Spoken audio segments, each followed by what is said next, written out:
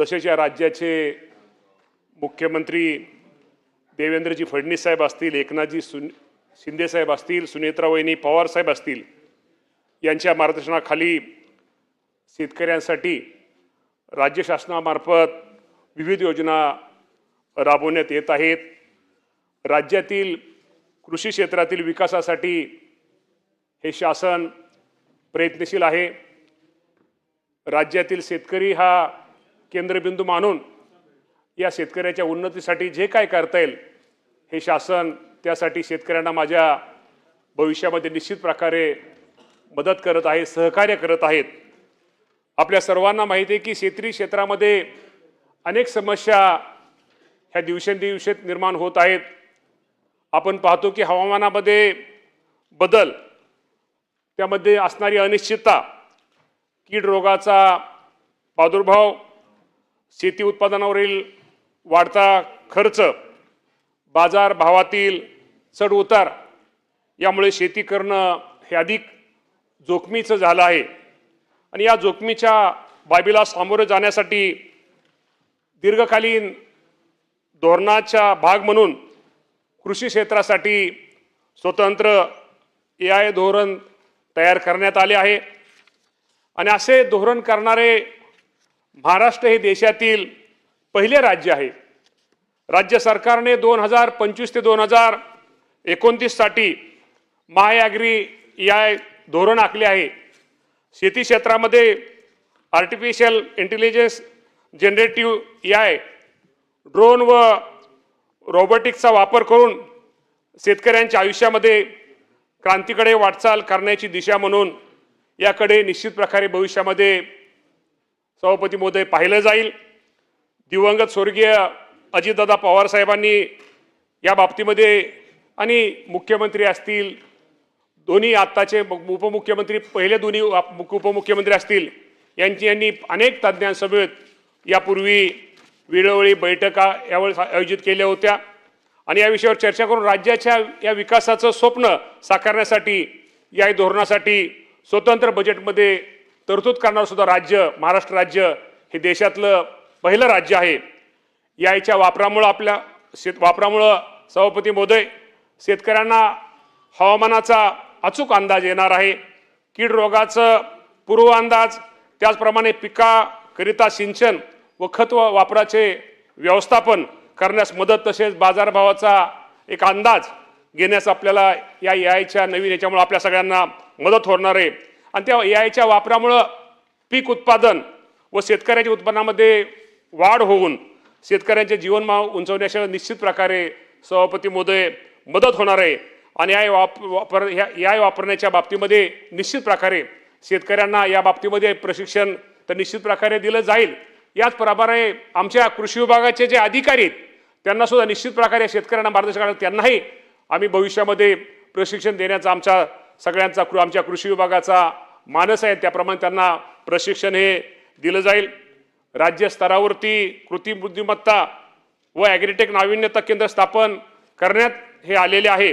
राज्यातील चारही कृषी विद्यापीठामध्ये संस्थात्मक स्तरावर याचे संशोधन, नाविन्यता व इन्क्युबेशन पायाभूत सुविधा निर्माण करण्याच्या दृष्टिकोनातून कृत्रिम बुद्धिमत्ता, नाविन्य व इन्क्युबेशन केंद्रांना मान्यता ही देण्यात आलेली आहे।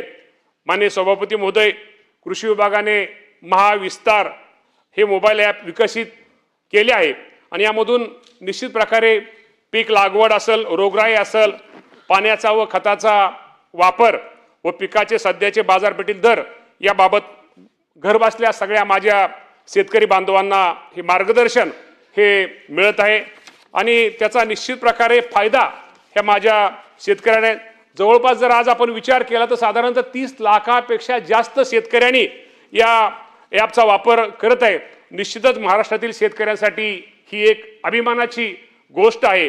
आणि शेतकऱ्यांना माझा एक आपल्या माध्यमातून एक आग्रह आहे की ॲपचा वापर निश्चित प्रकारे आपल्या शेतीसाठी, आपल्या जे आपण शेतामध्ये पीक करतो त्यासाठी जास्तीत जास्त या ॲपचा वापर करून त्यामध्ये आपल्याला त्याचा वापर करावा। आपल्या सर्वांना माहिती आहे की गेल्या 22 आणि 23 फेब्रुवारी रोजी मुंबईमध्ये AI फॉर ॲग्री ही जागतिक दर्जाची परिषद ही संपन्न झाली आणि सदर परिषदेमध्ये राष्ट्रीय व आंतरराष्ट्रीय स्तरावरील EI क्षेत्रातील तज्ज्ञ उपस्थित होते।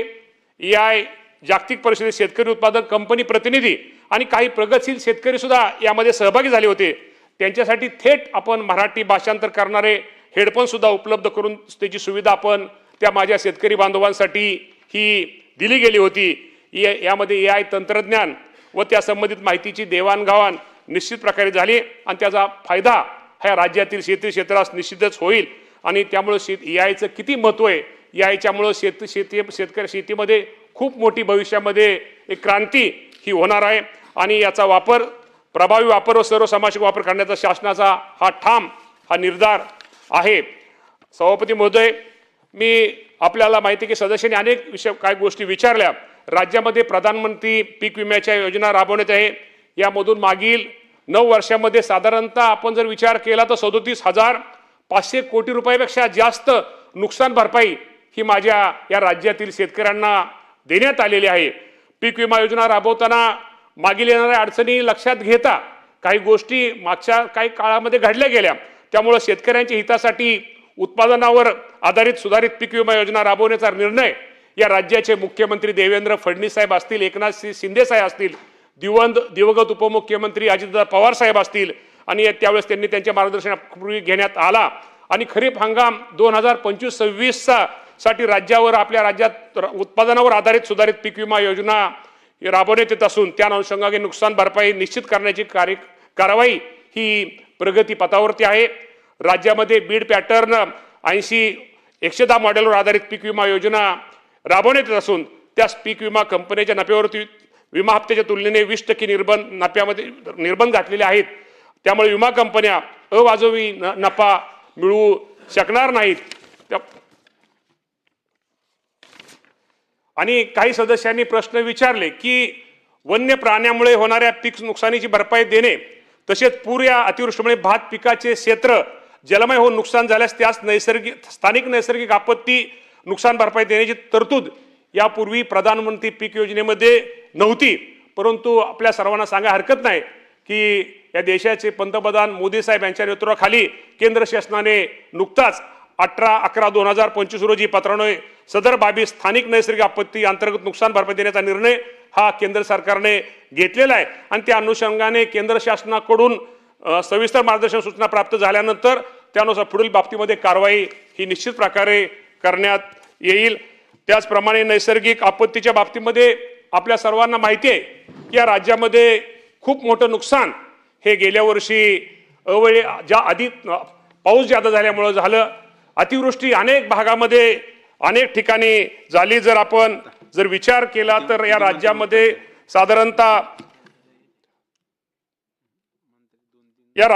साधारणतः फेब्रुवारी 2025 ते डिसेंबर 2025 या कालावधीमध्ये साधारणतः या राज्यामध्ये 1,36,00,000 शेतकऱ्यांना अतिवृष्टीचा फटका बसला। आणि क्षेत्राचा जर विचार करायचा झाला तर 1,06,00,000 हेक्टरवरती या शेतकऱ्यांचं नुकसान हे माझ्या शेतकऱ्यांचं झालं। यामध्ये जमीन वाहून गेली, जमिनीची माती वाहून गेली, आमच्या शेतीमध्ये असणारे पंप, त्या पंपाचं मोठं नुकसान झालं, MSCBच्या तारा, वीज त्याचं नुकसान झालं। त्यामुळे राज्यामध्ये खूप मोठा शेतकरी, या शेतकऱ्याला कुठेतरी उभा केलं पाहिजे, या शेतकऱ्याला कुठेतरी त्याला पाठिंबा दिला पाहिजे। या दृष्टिकोनातून या राज्याचे मुख्यमंत्री देवेंद्र फडणवीस साहेब असतील, एकनाथजी शिंदे साहेब असतील, त्यावेळेसचे उपमुख्यमंत्री दिवंगत अजितदादा पवार साहेबांचं नाव हे निश्चित प्रकारे घेतलं पाहिजे। दादांनी यावेळेस आपण यातनं माझ्या शेतकऱ्यांना साधारणतः नुकसान भरपाई म्हणून 10,563 आणि बियाणे इत्यादी करता 9,611 अशी 20,194 कोटी रुपयाची मदत आपण त्यांना तिथं जाहीर केली। आणि त्यापैकी 15,661 कोटी रुपयाची शासनाने ते पैसे वितरित केलेले आहेत। त्यामध्ये मंजूर करताना प्रचलित पूर्वी दर होते की पूर्वी आपल्याला माहिती आहे की 2 हेक्टरची मर्यादा माझ्या शेतकऱ्यांना असायची, ती 2 हेक्टरची मर्यादा ही आपण 3 हेक्टरपर्यंत करून माझ्या शेतकऱ्यांना कुठेतरी मदत केली पाहिजे। अतिवृष्टीच्या काळात, अडचणीच्या काळात कुठेतरी शेतकऱ्याला काय मदत हातभार लावला पाहिजे, त्यासाठी सरकारने खूप मोठी मदत माझ्या शेतकरी बांधवांना निश्चित प्रकारे केलेली आहे।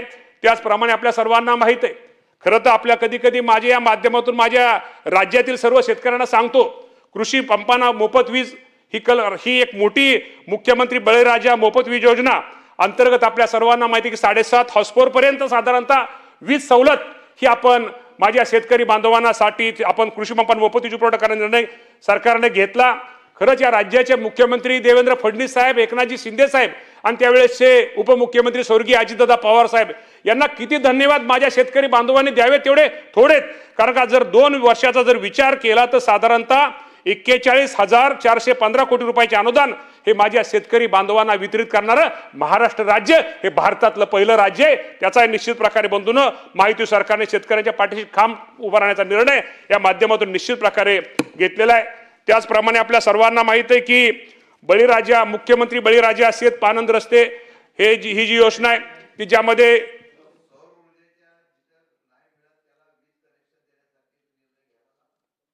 ठीक आहे ते नोंद घेऊ आपण, ते म्हणजे आपण मी काय सदस्यांनी आपण जे विचारलेलं आहे त्याची फक्त आपण उत्तर देतो। जे सदस्यांनी त्यामध्ये ज्याचा उल्लेख आला त्याचं आपण फक्त उत्तर घेतोय। परंतु शिंदे साहेब तुमची सूचना खूप बरोबर आहे, मी घेतोय त्यामध्ये सगळं, त्यामुळे त्याची आपण नोंद घेऊ आणि त्या बाबतीमध्ये हे करू। मुख्यमंत्री बळीराजा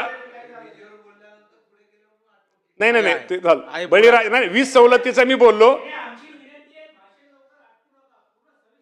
बरोबर ठीक आहे। मुख्यमंत्री बळीराजा शेत पानंद रस्ता योजना, मी खरंच मुख्यमंत्री उपमुख्यमंत्र्यांबरोबर मी खरंच आपले जे महसूल मंत्री आहेत बावनकुळे साहेब यांनी खरंच ही एक खूप चांगली योजना ही माझ्या शेतकऱ्यांसाठी आणली। सभापती महोदय, आपल्या सर्वांना माहित आहे आपण शेतकऱ्यांचीच मुलं आहोत। शेती करताना आपल्याला रस्त्याच्या किती अडचणी येतात। आपण एखादं पीक आपल्या शेतामध्ये असलं, जर रस्ता नसल्यानंतर ते पीक बाहेर काढताना किती आपली शेतकऱ्याची आपदा होते, शेतकऱ्याला किती त्रास होतो। यासाठी एक चांगल्या प्रकारची योजना ही माझ्या राज्य शासनाने मुख्यमंत्री बळीराजा शेतपानंद रस्ता योजनेच्या माध्यमातून निश्चित प्रकारे एक योजना आणली। आणि हा मी तर म्हणेल हा पण एक क्रांतिकारी निर्णय हा माझ्या शेतकरी बांधवांसाठी घेतलेला आहे। तर निश्चित प्रकारे या योजनेचा पानंद रस्ता योजनेचा लाभ माझ्या शेतकरी बांधवांनी जास्तीत जास्त घ्यावा। कारण यासाठी आता GR निघालेला आहे, याची कमिटी ही निश्चित प्रकारे फॉर्म केली। त्यामध्ये शेतकऱ्यांचे प्रतिनिधी प्रत्येक तालुक्याच्या लेवलला कमिटी, जिल्हा ते कमिटी त्या माध्यमातून एक कमिटी केलेली आहे की जेणेकरून शेतकऱ्याला माझ्या कुठल्या प्रकारची रस्त्याची अडचण ही असू शकणार भविष्यामध्ये येणार नाही। दुसरं तुम्हा सर्वांना माहित आहे शेतकरी कर्जमाफी, शेतकरी राज्यातील शेतकऱ्यांना कर्जमाफी बाबतीमध्ये काय शेतकऱ्यांनी काय सदस्यांनी प्रश्न उपस्थित केले। आपल्या सर्वांना माहिती आहे की आम्हा सामील शेवटी ह्या सरकारमधले अनेक मुलंही शेतकरी हे जे मंत्रिमंडळात काम करून असू द्या किंवा आमदार असू द्या, शेवटी आम्ही सगळेजण शेतकऱ्याची मुलं आहोत। शेवटी शेतकऱ्यांचं हित जपणं, शेतकऱ्यांना मदत करणं, शेतकऱ्याला सहकार्य करणं आणि शेतकरी कुठं निसर्गाच्या ह्याच्यावर लहरीपणामुळं किंवा काही अडचणीमुळे शेतकरी अडचण येते, या शेतकऱ्याला कुठंतरी निश्चित प्रकारे एक आधार दिला पाहिजे, या शेतकऱ्याला कुठंतरी मदत केली पाहिजे, सहकार्य केलं पाहिजे। यासाठी या राज्याचे मुख्यमंत्री देवेंद्र फडणवीस साहेब असतील, एकनाथजी शिंदे साहेब असतील, स्वर्गीय मी मुद्दाहून अजितदादांचं नाव का घेतो, दादा त्या मिटिंगला ह्याला हजर होते आणि काही प्रतिनिधी, शेतकऱ्यांचे प्रतिनिधी, काही शेतकरी नेते पण त्या मिटिंगला हजर होते की या शेतकरी कर्जमाफी बाबतीमध्ये एक चांगल्या प्रकारचा कुठेतरी निर्णय घेतला पाहिजे। यासाठी मुख्यमंत्री आणि दोन्ही उपमुख्यमंत्र्यांनी त्यावेळेस आपल्याला माहिती आहे की प्रवीण परदेशी साहेबांच्या अध्यक्षतेखाली एक कमिटी स्थापन केलेली आहे आणि ते कमिटीला सांगितलं, एक गाईडलाईन दिली, कमिटीला सांगितलं की साधारणतः आपण एप्रिल महिन्याच्या पहिल्या आठवड्यापर्यंत आम्हाला या कर्जमाफीच्या बाबतीमध्ये शेतकऱ्यांना कर्जमाफी ही कशी दिली पाहिजे, त्यामध्ये निकष काय असलं पाहिजे की जेणेकरून माझ्या महाराष्ट्रातील शेतकऱ्यांना त्याचा कसा फायदा जास्त होईल, हे निकष साधारणतः एप्रिल महिन्याच्या पहिल्या आठवड्यामध्ये त्यांना आम्ही ही दिलेलं आहे। त्यामुळे एप्रिल महिन्याच्या पहिल्या आठवड्यात त्यांचा अहवाल आल्यानंतर त्या बाबतीमध्ये चर्चा होऊन साधारणतः आपल्याला माहिती आहे की सोसायटीचं कुठलंही शेतकऱ्यांचं सोसायटीचं वर्ष 30 जून असतं, 30 जून पूर्वी या राज्यातील माझ्या शेतकऱ्यांना कर्जमाफीच्या बाबतीमध्ये या राज्याचे मुख्यमंत्री आणि दोन्ही उपमुख्यमंत्री निर्णय घेतील। परंतु माझ्या शेतकऱ्यांना कर्जमाफी ही दिली जाईल हे मुख्यमंत्र्यांचं जे आश्वासन आहे निश्चित प्रकारे आपल्या सर्वांना सांगतो, हे 30 जून पूर्वी हे पूर्ण निश्चित प्रकारे केलं जाईल। साधारणतः गोपीनाथ मुंडे शेतकरी अनुदान योजनेच्या सानुग्रह अनुदान योजनेच्या वतीने सुद्धा काही सदस्यांनी काय प्रश्न मांडले। आपल्या सभापती महोदय, आपल्याला माहिती आहे की शेतकरी कुटुंबांना अपघातामध्ये मदत करणारी गोपीनाथ मुंडे शेतकरी सानुग्रह अनुदान योजना अधिक गतिशील करून शेतकऱ्यांना लवकरात लवकर लाभ देण्याकरता ही योजना पूर्वी ऑफलाईन होती, त्यामुळे शेतकऱ्यांना ती मदत थोडी उशिरा मिळत होती। त्यासाठी आपण सगळ्यांनी ही योजना आता आपण ऑनलाईन केलेली आहे, ही योजना आपण ऑनलाईन राबवत आहोत। त्यामुळे निश्चित प्रकारे शेतकऱ्यांना लवकरात लवकर त्याला तो अनुदान पासून लवकर त्याला मिळेल आणि हे अनुदान साधारणतः आपल्याला माहिती आहे त्याचा आकडा हा 2 लाख रुपये साधारणतः 2 लाख रुपये सानुग्रहण आपण त्यांना देतो आणि जर 3 वर्षाचा विचार केला तर साधारणतः शासनाच्या वतीनं 374 कोटी 92 लाख रुपये इतकं सानुग्रहण अनुदान माझ्या शेतकरी बांधवांसाठी आपण ते दिलेलं आहे। दुसरं PM किसान योजनेच्या बाबतीमध्ये अनेक सदस्यांनी योजना मांडल्या।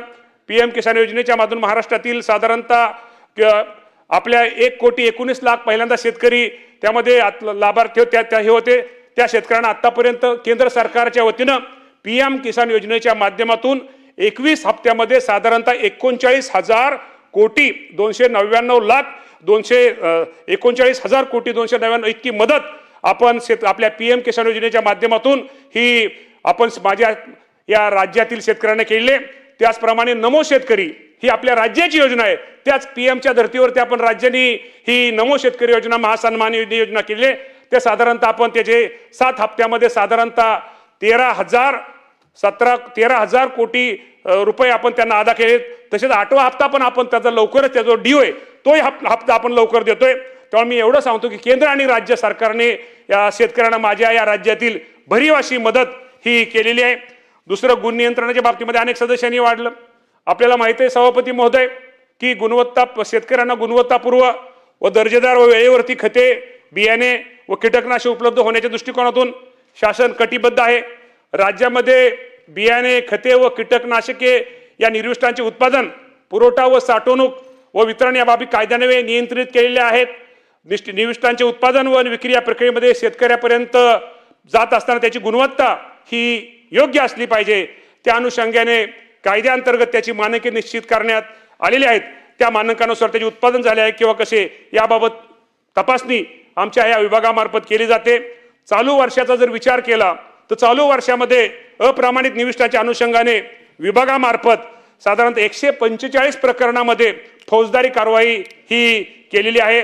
त्याचप्रमाणे 785 प्रकरणामध्ये न्यायालयीन खटले दाखल करण्यात आलेले आहेत आणि विक्रेत्यांचे साधारणतः 1164 परवाने हे सभापती महोदय रद्द करण्यात आले असून 1527 परवाने हे निलंबित करण्यात आलेले। त्यामुळे मी एवढं सांगतो कृषी विभागामध्ये ज्या वेळेस शेतकऱ्यांच्या तक्रारी आल्या त्या तक्रारीमध्ये निश्चित प्रकारे शेतकऱ्यांना कशी मदत होईल आणि पुढच्या ह्याच्यावरती कशी कारवाई होईल हिची दखल ही आमच्या कृषी विभागाने निश्चित प्रकारे घेतलेली आहे। सन्माननीय सदस्यांना आपल्याला मी सांगू इच्छितो किमतीच्या मगाशी खताच्या किमती बाबतीत त्यांनी काही सदस्यांनी मुद्दा उपस्थित केला। त्या बाबतीमध्ये आपल्याला माहिती आहे की युरियाच्या बाबतीमध्ये किंवा DAPच्या बाबतीमध्ये किंमत ही युरियाच्या बाबतीमध्ये जी किंमत आहे ती केंद्र शासनाने नियंत्रित केली असल्याने त्याचा दर हा स्थिर आहे। इतर खताच्या बाबतीमध्ये केंद्र सरकारचे अनुदान वगळता आंतरराष्ट्रीय बाजारातील कच्च्या मालाच्या किमतीमध्ये होणाऱ्या चढउतारामुळे नुसार विक्रीमध्ये बदल होत असतो।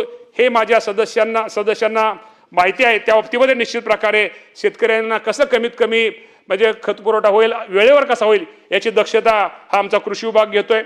सभापती महोदय आपल्याला माहिती आहे की राज्याच्या कृषी विभागाच्या विविध योजनांची अंमलबजावणी डिजिटल पद्धतीने आपण म्हणतो MahaDBTने प्रणाली केली जात आहे।